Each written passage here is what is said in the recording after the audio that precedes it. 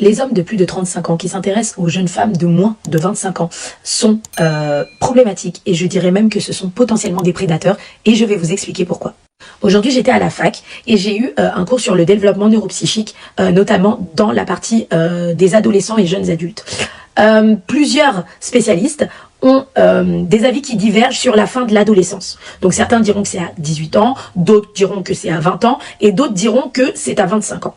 Et ceux qui disent que c'est à 25 ans, pourquoi est-ce qu'ils disent ça?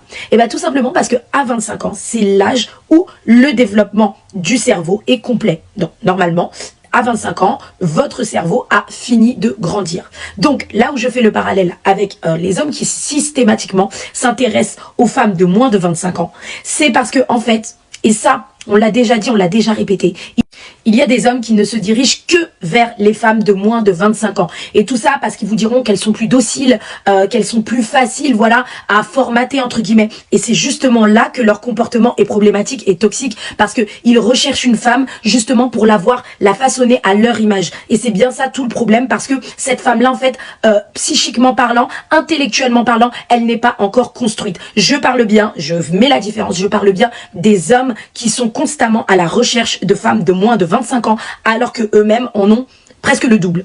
Il y a des hommes qui se dirigent uniquement et que vers les femmes de moins de 25 ans, voire des fois même moins de 20 ans. Tout simplement parce qu'ils vous diront qu'elles sont plus dociles, qu'elles ont moins de relations, qu'elles connaissent moins bien les hommes. Donc justement, c'est de par leur inexpérience qu'ils préfèrent prendre les femmes de cet âge-là. Mais justement, leur inexpérience fait que ça va être des proies faciles. Ça va être des femmes qui n'ont pas le recul nécessaire pour pouvoir juger d'une situation si elle est bonne pour elle ou si elle est mauvaise pour elle. Et c'est justement dans ce cadre-là que ces hommes-là savent très très bien ce qu'ils font et s'orientent vers ce type de femmes qui vont pouvoir manier comme ils veulent. Et puis souvent, vu que eux, ils ont un rapport de force qui va être au-dessus parce que soit, forcément, ils sont déjà rentrés dans la vie active, ils ont plus d'argent qu'elle, ils vont prendre un ascendant sur la femme qui va souvent se retrouver dans des situations des fois très très compliquées. Donc vraiment, voilà, j'ai étayé mon propos et encore une fois, je parle vraiment d'un écart d'âge qui est quand même assez significatif.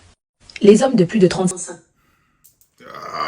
En tout cas, tout ça pour dire, généralement, les femmes qui font ce genre de vidéos, elles ont entre 30 et 40 ans. Hein, on sent souvent qu'il y a... Des fois, on a l'impression qu'il y a une forme d'aigreur. Hein, c'est dès qu'elles n'ont plus la main mise sur les hommes qu'elles convoitent, on a l'impression qu'elles se sentent obligées de dénigrer le sexe opposé, c'est-à-dire les hommes de leur âge, et aussi, par la même occasion, dénigrer les femmes de la nouvelle génération. Hein. C'est comme si c'est une façon pour elles de se valoriser, de se refaire une santé, et je trouve ça assez risible. Hein. Et bizarrement, quand c'est les femmes qui font du tourisme sexuel au Kenya, au Sénégal, en République dominicaine, à Cuba, au Brésil, en Jamaïque, là, ça ne te pose pas de problème. Mais quand c'est les hommes, tout de suite, ça pose un tout petit problème. Hein. C'est comme ça, tu n'as pas inventé l'eau chaude, hein, c'est quelque chose qui existe depuis que le monde est monde. Hein. Il faut juste un petit peu voyager un petit peu, tu comprends vite que cette dynamique, tu la retrouves un petit peu partout. Hein. Tu vas dans les pays du Golfe, quand tu vois les Émiratis, tu vois que il y a quand même une différence d'âge avec leurs femmes. Pas tout le monde, mais quand même. Tu vas en Afrique centrale ou en Afrique de l'Ouest, hein, chez les subsahariens, tu vas voir aussi cette dynamique. Hein. Si tu demandes à tes aïeux, hein, puisque tu es une métisse, il me semble, tu demandes à tes aïeux la différence d'âge qu'il y avait entre un homme et une femme de manière générale, tu verras que des fois il y avait un écart de 15 ans, des fois même 20 ans. Hein, mais bon, reste plutôt dans le déni, ça c'est mieux pour toi. Même dans les pays de l'Est, dans les pays, même au Maghreb, hein, pareil. Hein, donc tu peux voir cette dynamique, voilà, c'est pour avoir justement cet équilibre. Hein, c'est pas pour rien que les femmes souvent aiment bien se tourner vers des hommes plus vieux. Mais ça, on y reviendra après, d'accord ? Alors moi, c'est toujours pareil, hein, c'est toujours la même soupe, hein, c'est-à-dire que dès lors qu'un homme a des critères, on va toujours essayer de l'incriminer, hein, de le vilipender en le faisant passer soit pour un prédateur ou un misogyne notoire. Hein. La plupart du temps, c'est soit elles vont essayer de remettre en cause sa masculinité, ou soit elles vont essayer de remettre en cause sa capacité de séduction. Hein. C'est toujours pareil. Et généralement, vous allez voir que c'est souvent les femmes qui ont entre 30 et 40 ans, qui sont souvent seules, qui n'ont pas la maîtrise de leur propre vie sentimentale. Mais elles s'octroient le droit de donner, elles s'octroient le droit de dire certaines choses et de donner des conseils. J'ai vu quand même certaines choses qui ont fuité sur elle. Elle a été pendant une période Elle avait fait polémique sur les réseaux sociaux. Donc c'est une mère célibataire hein, qui a 2 enfants de 2 pères différents. Elle est sortie avec un mec qui s'appelle Vecho. Hein, c'est un gars, c'est un Renoir qui s'est battu avec Bassem. Hein, pour ceux qui sont un peu sur les réseaux sociaux, je pense que vous savez de qui je parle.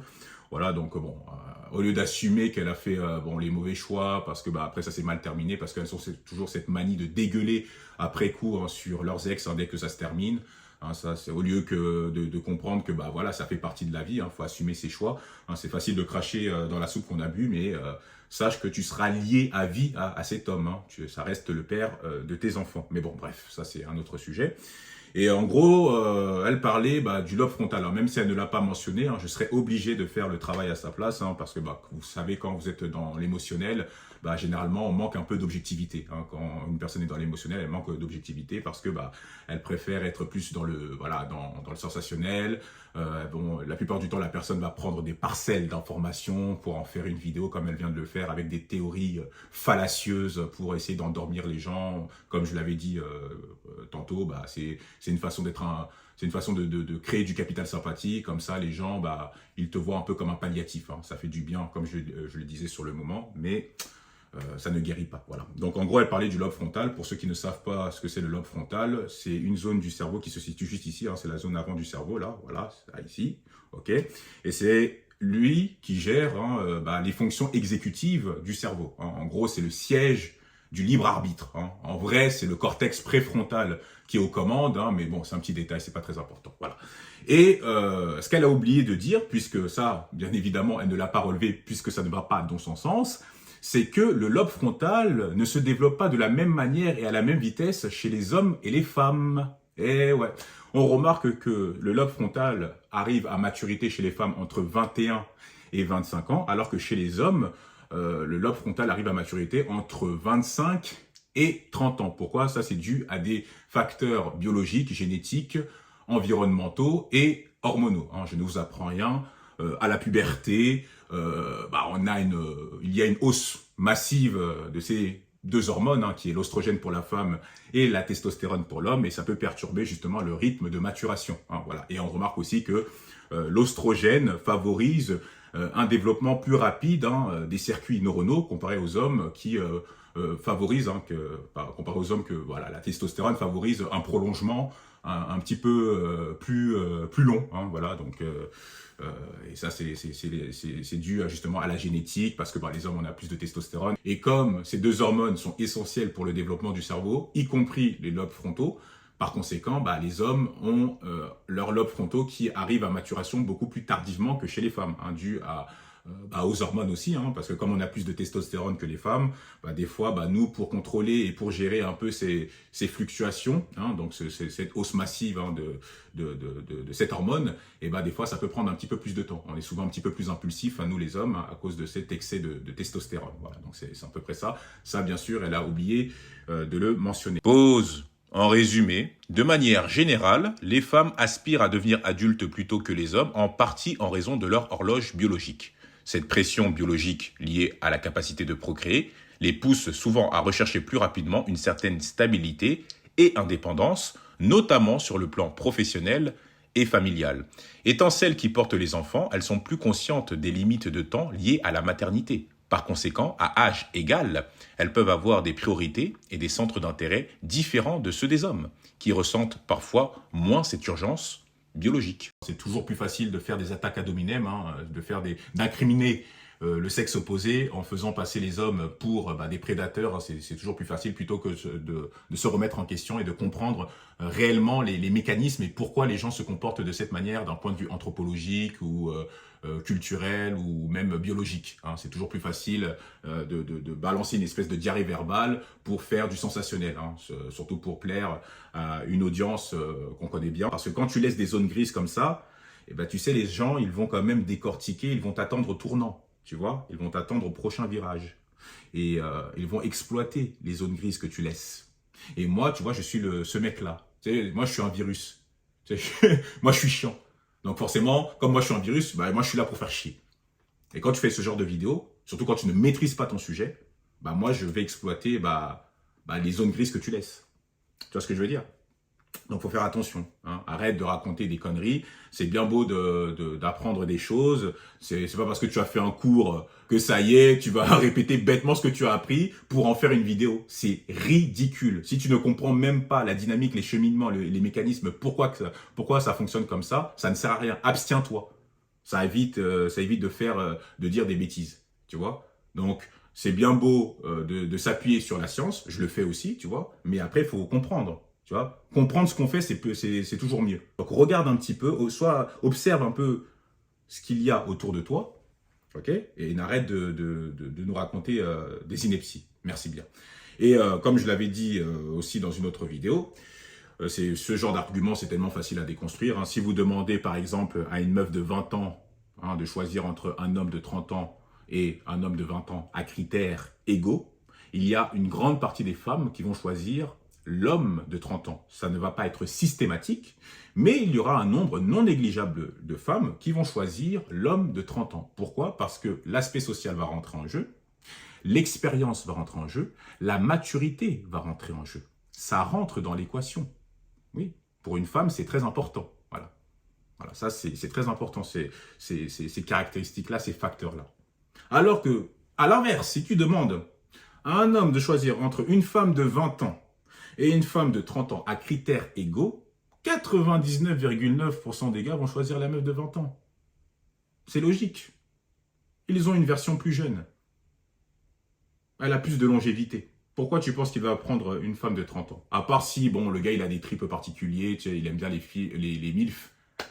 Mais sinon, il va se tourner vers des meufs de son âge. Alors que les femmes de 20 ans, ça ne marche pas comme ça, pas tout le temps.